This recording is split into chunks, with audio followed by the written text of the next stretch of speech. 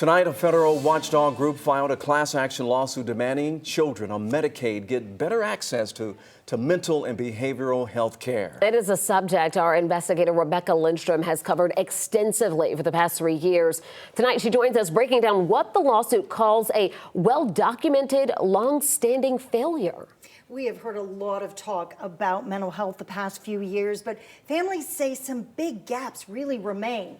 In an interview you'll only see here on 11 Alive, the Georgia Advocacy Office says no more talk. It is time for action.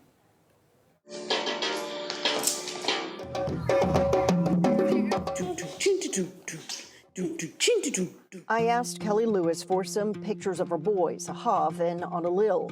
She sent these playful moments and creative drawings. That was probably a subconscious move to send you the good times. She believes there'd be more good times if the boys had received the right kind of care sooner.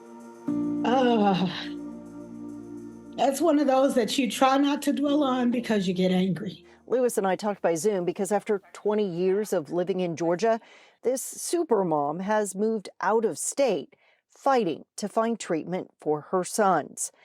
They both have autism and severe mental health disorders. It is a combination Georgia's Medicaid system struggles to treat, but Lewis doesn't understand why. This hospital, this program that my son was sent to, that has fully integrated care, he was placed there by DCH, by Georgia Department of Community Health, which means Georgia is completely aware that there's a gap and they know a place that fills the gap. That's why the Georgia Advocacy Office, or GAO, is working with a team of national organizations and local attorneys to file a class action lawsuit in federal court representing more than 40,000 children on Medicaid. The GAO referenced 11 Alive's multi-year series Keeping in its letter to the state as evidence of the need for reform. The series focused on children with complex medical needs, fighting a system that seemed intentionally ill-equipped to help.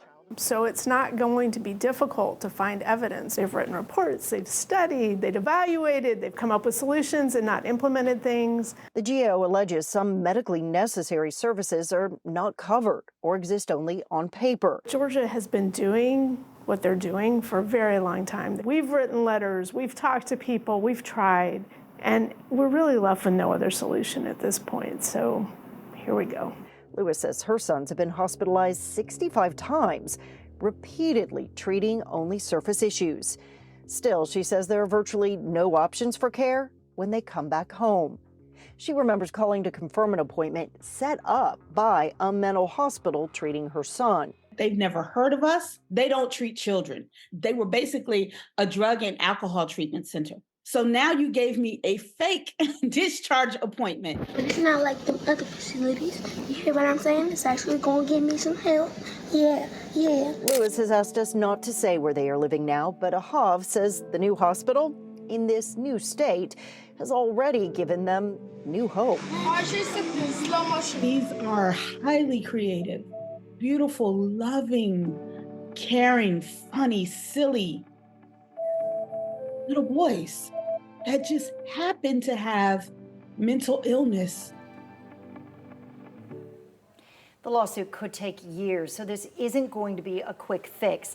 It will target 3 areas of care, which we have outlined on 11alive.com. Now, I did reach out to the state agencies involved. DCH is the only one so far to respond, and it simply said it cannot comment on pending litigation.